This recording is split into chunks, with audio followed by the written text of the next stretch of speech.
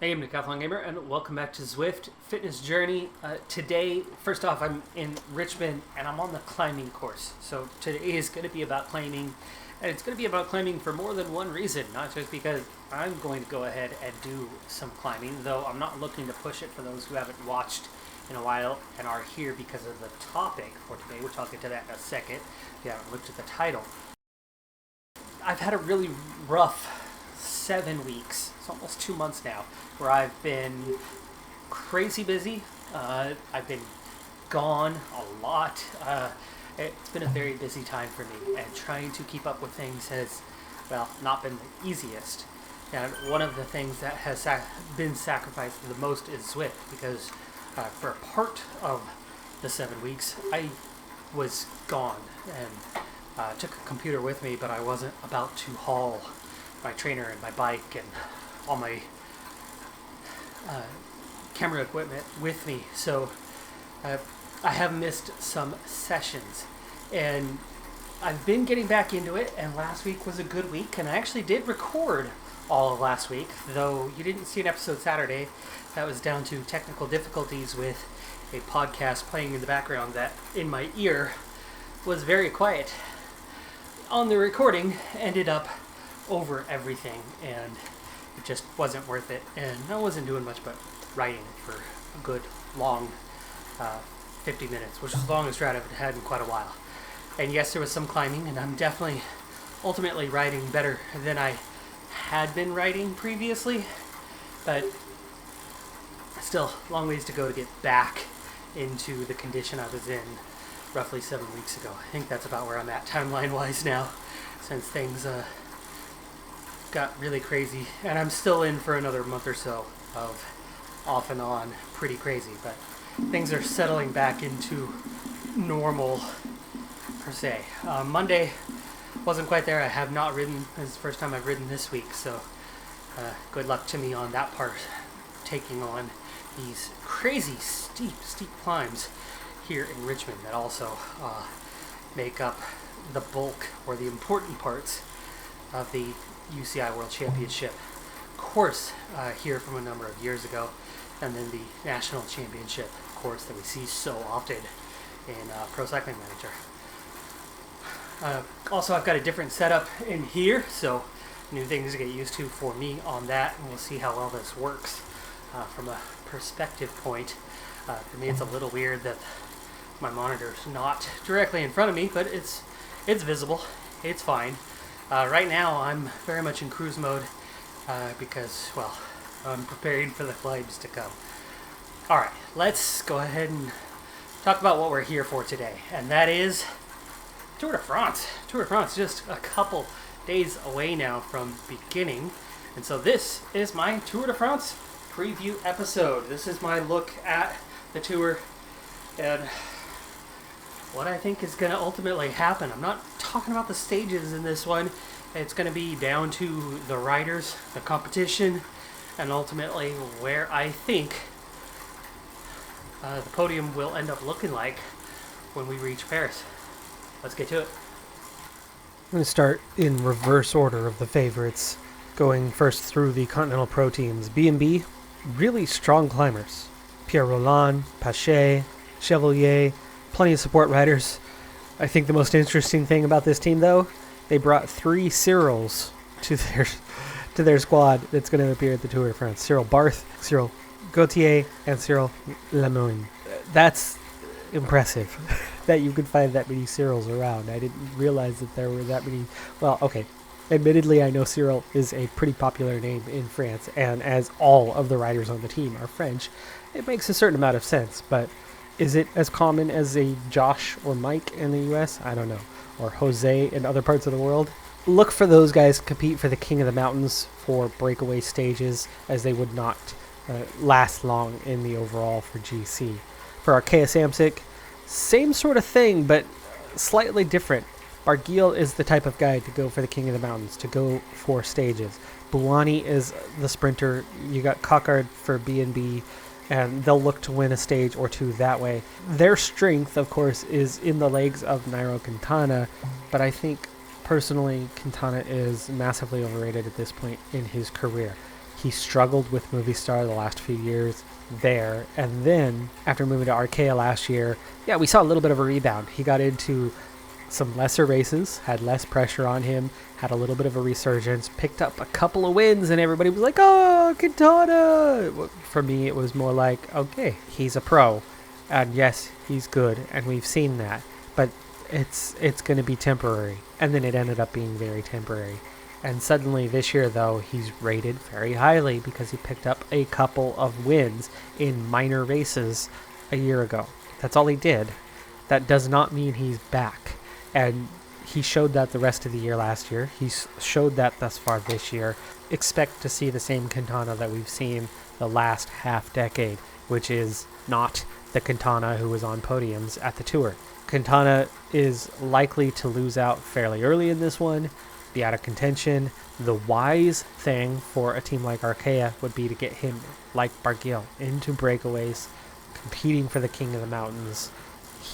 Quintana, is somebody who could absolutely, in the late stages of this tour, where you're in breakaways that get massive gaps, where the breakaway is guaranteed to win a stage because the guys that are in the break are 45 minutes down overall and nobody cares, and they've got some tired legs and they let them compete for the stages themselves. Quintana could win a stage like that better than Barguil can.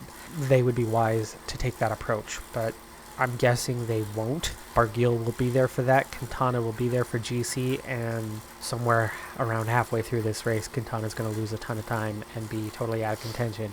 And then will they be satisfied with 13th, 14th place, or will they change their approach at that time? Total Direct Energy, Pierre Latour has moved over to that team and given them some strength that they haven't had. Now, he does not have a lot of support around him, but in his previous days with Groupama FDJ, he never had a whole lot of support there either. Expectations were very high, but now with Total Energies, he's in a better place, I think, for him. There is so much less pressure on Latour than there has been, and he is somebody that I think could compete and get into the top 10 without that pressure. Top 10, not top 5, top 10. Could break away late in a stage where there's a bunch of contenders around and he's a little bit down on time, maybe 10th, 11th place overall. Could break away and actually even claim a stage potentially, but he won't compete for the actual yellow jersey. He could just rebuild his profile a little bit this year, is all I would expect from him. In Alpecin, Phoenix, don't look for any major standouts in terms of GC. Nothing's going to happen there, but there are some standouts in ways to make certain things happen, to compete in certain stages. You have Matthew Van Der Poel, who I'm super excited to see at this year's tour. You have Philipsen, very capable in the sprint. You have Maurice, a tremendous lead-out guy and a bit punchy. You have Millier. You have some riders in that team that collectively can make some things happen. And we could see them competing and taking... I'd say that they'll win a couple of stages. I would predict that they'll be capable of doing that, especially if Van Der Poel is in form. It could be more than a couple. Team DSM, Søren Kragh Andersen, the leader there, so that's more breakaway specialist. You have Case Bull. You have Niels Eekhoff, so you have sprint capability is the primary thing. You have Casper Pedersen there as well. Tish Benoot. So very much a team that's going to be focused on stage victories in this year's tour, and a team that's going to be very capable of at least getting one of those, if not a couple. Pretty strong sprint group as a whole, so with good leadouts, they could absolutely take a stage. Not a standard sprint stage, probably, but the unconventional type sprint stage where you would normally see a Peter Sagan. They can absolutely compete for that type of stage. Israel Startup, no fireworks here. They're gonna get way too much attention. Dan Martin's a good rider. Michael Woods is a good rider. Chris Froome was one of the best. He's not now. He's not the same Chris Froome, but he's there. And you've got a whole bunch of guys around on that team that are just not up to the level of the tour. Dan Martin could get into the top 10, but it'll be a quiet top 10. Froome will be the one who gets the airtime, who gets noticed every time he gets dropped. They'll be talking about him. That's why Israel Startup Nation brought him there. They're paying him a lot of money to be on the team, and it's all about building their profile. He's there for media gains and not as a competitive rider. Intermarché, Wanty, Group Gobert. This is a team I really, really like. However, they brought a very, very weak team to this race. I think their focus is on other races where they're going to try to make splashes in other places because they did not bring their best riders to this one. You do have Mankeys, you have Van Poppel, Bakelants, but I would be surprised if they win a stage. I would be surprised if they compete for any jerseys in any way, shape, or form. I'd be surprised if even the combative jersey, or the red number anyway, if that award sees it in their lap very much. I would expect that they're going to be in the breakaway stage after stage after stage. They'll be one of those earlier riders dropped time and time again, as there's not much strength in those guys. On to Groupama FDJ, Damar, Gaudu, Kuhn, Madoe, Scottson. I mean, you have quality riders there, but you don't have any standout guys. Not necessarily, anyway. There's some names that are going to be competitive. If they're smart, they're going to focus on the KOM. And if they focus from early, like with Madoe, maybe, if they have form and they stay with it throughout the entirety of the race and they focus on it, maybe they could go for that. I don't know if you have too many guys there that are going to be terribly competitive in stages or in the break, certainly in the peloton. If they go early and focus on just KOM, add early points to the points later on. Like I said, that's about all I would expect from Groupama FDJ with that group. Getting into somewhat bigger players now, we have EF Education, Hagita, Uran, Paulus, Beitziger, Valgren. We have a group that is fairly decent as climbers, and they are not going to be contenders for the jersey. They're going to be largely ignored. They could quietly, subtly, if they focus, they might be able to creep into the top 5. My prediction, though, is they'd probably be sitting somewhere around 7th or 8th by race's end. It'll be a quiet result. They won't get a whole ton of airtime. They'll send guys into the break in the wise way, not to go for the stage, but to go for the get up the road, and then the peloton comes along, and then you support that leader in those late kilometers. Give them that little bit more, get them that little bit further. They play it smart, they play it conservative. If they ride for Hagita or Uran throughout and support him, you've got enough climbing strength to do that fairly effectively. And like I said, they could get a quiet, comfortable top 10. But if they kind of ride individually, look for them to disappear. Decathlon, not much of a GC team these days, and the group they've brought suggests the same. Individual glory, stage glory. You have Alaphilippe, who could yet again be in yellow jersey after day 1. You have Asgreen, who is phenomenal in so many different regards. You have Ballerini, Cataneo. Cavendish is here. He has found form lately. He looks better than he has for a few years, but it's still Cavendish, and it's still more name, reputation, history than it is actual strength as a rider now. I don't expect much from Cavendish. I expect it to be a little bit like Froome, where he's getting a bit more airtime than he deserves and will be fairly quiet in the race itself. But Decathlon, and especially Alaphilippe, will make waves, will be competitive, will be aggressive, should get a stage win or two somewhere along the way, but that's about all they'll muster.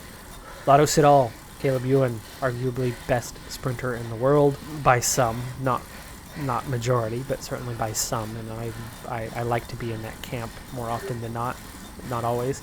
And it's a team built, you have some climbers, you have some breakaway specialists, you have guys capable of winning the stage, you have a lot of sport riders. Ewan, I would love to see Ewan honestly go for the green jersey. He never does. He always sits back on that and just goes for stages. I think he could be very competitive in the green jersey competition if he wanted to be. Or Hansgrohe, the main competitors for that green jersey, and a team where in previous years you've had probably 6 of 8 riders in the Sagan camp, in the support Sagan camp. This year they're split pretty evenly between a GC focus for Bookman and a support Sagan focus. Are they giving up on the green jersey this year? I doubt it. It's Sagan. They'll go for it. But are they going to be as competitive for it as they have in years past where he's a guaranteed winner? Based on the team, I'm saying probably not. Look for a challenge But Sagan could and should still get a stage somewhere. The team should get a stage somewhere. You have very capable riders. Bookman will have a little more support than what he's had. Look for Bookman to be comfortably inside the top 10, especially with a little bit more support than he's used to, and maybe scraping into the top 5. Movistar, what a fall from grace they have had the last few seasons, but they still have the legendary and million-year-old Alejandro Valverde. The team around him, Moss, Erviti, Soler, Lopez, always capable, always aggressive, always going for it, and then always coming up short. Capable of winning stages, absolutely. Look for the typical movie star that we have seen in recent years. Somewhere around 8th place, desperately the team burying themselves, focusing on that one stage, thinking that they're competing for the yellow jersey, and then setting things up for the other teams to then go on and win, and they still end up finishing that stage in 8th place, 9th place, 10th place. That is Movistar in a nutshell in recent years, and it seems to be the same team that they brought here. Garcia Cortina might do something in the sprint, and he might actually be their best shot at winning a stage. However, Valverde, always a threat. Always. AG2R, Cosnefroy, Van Avermaet, Connor, Petters, Nassen, Schar. You have a team here that is absolutely built for breakaways to compete for the KOM. More than one guy going for it, picking up points here and there. Of course, Petters really was going for it a year or two ago and had the jersey for most of the race until you got to the big mountains and the guy had nothing left in his legs. But look for something similar. Look for early KOM lead for them and then see who's got the legs later on, looking for stages here and there. Not sure if they'll get any, but they'll be aggressive in that regard. Bahrain Victorious, Bilbao, Hague, Toynes, Poles. Mahorich, you have capable climbers, but none of them are great. In and around the top 10, but I would think more like 11th or 12th by the end of this race. On to Team Bike Exchange as we approach the really into the competitive teams now. You have Durbridge, you have Jules Jensen, Mezgec, Chavez, fantastic rider, Matthews, Janssen, Hamilton. Very good support. This is the best that Bike Exchange could probably muster to support their leader, Simon Yates. But Simon Yates hasn't looked that great this season. He's always favored, especially as a British rider. He gets a lot of media attention. Simon Yates might be a favorite, but he's nowhere near the favorites. I think we're looking more like a 5th place type result for Simon Yates, maybe a 4th place. I don't think he'll be that close to the podium, but with a good team around him, I think that top 5 should be well within reach. Quebeca, I don't expect much from this group. I really don't.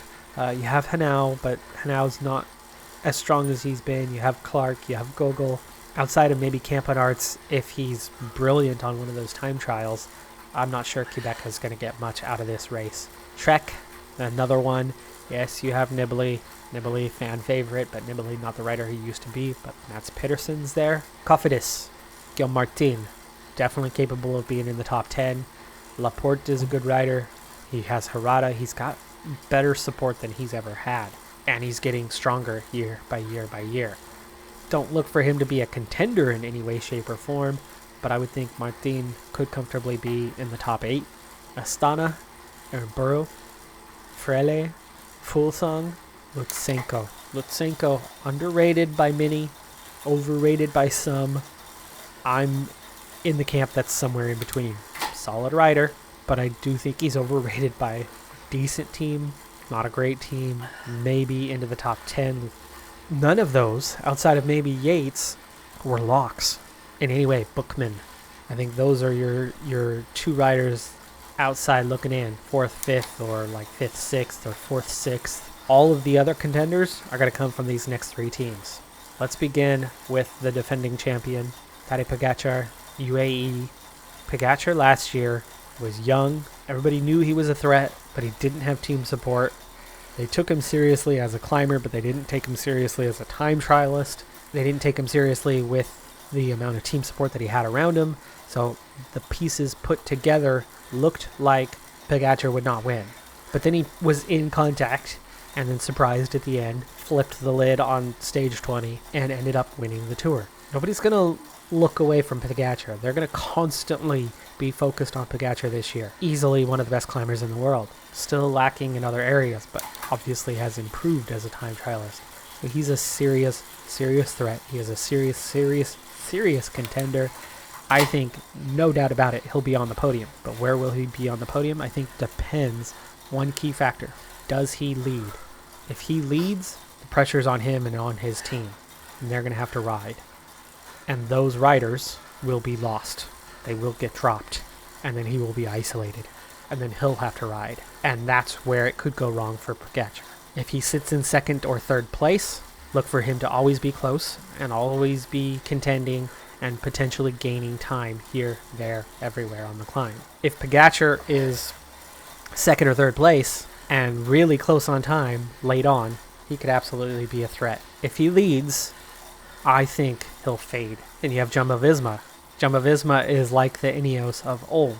Jumbo-Visma is the team that has a standout leader in Primož Roglič, who is very, very strong, who is the favorite, and has an incredible support team around him. And just like last season, this could be identical in that Roglič is the favorite. Roglič should be in yellow. Roglič should have his team doing the majority of the work on the bulk of the stages, burying themselves, setting him up for a go at the end. One difference between last year and this year for Jumbo-Visma, no Tom Dumoulin. Dumoulin last year tried to be that co-leader. Now, yes, he said he buried himself. He ultimately only rode a few kilometers at the front. Without him here, though, I'm looking at that roster. Kuss, Kruijswijk, Martin, Vingegaard, Gesink, Tunison, Van Aert, a team entirely focused on winning yellow. And they're going to be dangerous. Roglič would be best placed in second place, though. If he is, Pogacar fades, and he could absolutely pick up the reins, and with that team, he could win multiple climbing stages in a big way, and as a very strong time trialist, is arguably the favorite to win the race. But then you have Ineos, and Ineos is a real wild card this year. With Carapaz, you have Gegenhardt, you have Port, and Thomas. What an incredible group of leaders. And then you have Castroviejo, you have Kwiatkowski, you have Luke Rowe and Dylan van Baarle as support riders. That is the strongest Ineos team we have seen in a long time, and they are loaded with leaders. Now, that's not quite Jumbo-Visma, but it could be. But here's where Ineos is the strong wild card. On paper, you'd look at Carapaz and say he's the other favorite for the podium. However, with Carapaz, with Gegenhardt, with Port, with Thomas, I don't think we're going to see a conventional Ineos that's going to do what Jumbo-Visma did last year and what Ineos did in the previous years before that. I don't think they're going to just team sprint train up the big climbs. What Ineos could and should be doing is taking 4 guys that are going to be high up in the GC, potentially 3 or 4 of them inside the top 10 and in striking range, and attacking Richie Port and Gegenhardt especially. Thomas, I think, is going to be more of a support rider this year. He's not quite looking as strong as he was a few years ago. But with Gegenhardt and Port especially, if they're anywhere near the top 6, they'll attack on the climbs. Force Jumbo-Visma, force UAE to chase. And if they can't chase, they win stages, they gain time, they get better placed. Carapaz might be the favorite, and Carapaz might be the one who's marking Roglič and Pogacar. That doesn't necessarily mean he'll finish ahead of Gegenhardt or Port, because those are the ones that are going to attack up the road and could pick up 30 seconds, 40 seconds, hang on to it at the end of a stage, and all of a sudden they're 40 seconds better off than they were. 4 riders just behind them, including Carapaz, Roglič, Pogacar, plus, 1 or 2 other of those top 10 favorites. And that's where Ineos is more dangerous in many ways than teams we've seen in recent years. Movistar is the really good example of, in years past, a team doing this with Valverde and Quintana constantly 1-2 attacking one of them going off the front because they're close enough, because they're strong enough. Most of the time they'd get caught and brought back. but then remain in contention ultimately. Ineos, scary group. And it could lead to a race win. They have dominated some many races this year. They've swept podiums. I don't think they're going to be strong enough to do that here. They're not going to sweep the podium. Not with Roglic, not with Pogačar. Look for them to absolutely be a threat. And they could steal the win away from the two favorites and not just be third on the podium. Or they could end up splitting the podium with, like, say, Roglic, Carapaz, then Pogačar. Or Pogačar, Carapaz, then Roglic. My prediction, Jumbo-Visma, Roglic are going to be too strong. Pogačar is going to lose time on the two individual time trials. He's going to have a hard time making that up, and even though he's got a stronger team behind him this year, the other teams are going to be eyeing him like a hawk. And I think Ineos, 2 riders in the top 5. Carapaz being one of them, and either Port or Gegenhardt as the other. My final podium, Roglic, Carapaz, Pogačar. Decathlon Gamer, thanks for tuning in. Let me know in the comments below what you think of my picks for this year's Tour de France. Let me know what your podium is, or if you have any wild cards like I had in my prediction. Appreciate you tuning in today. Be sure to hit that like button, and I'll see you next time. Have a good one. Be safe out there. I'm going to go crash. If I can make the bike crash to show how tired I am right now, I would. But since I can't, I'll go find a couch and crash there instead. Have a good one. Be safe out there. Bye for now.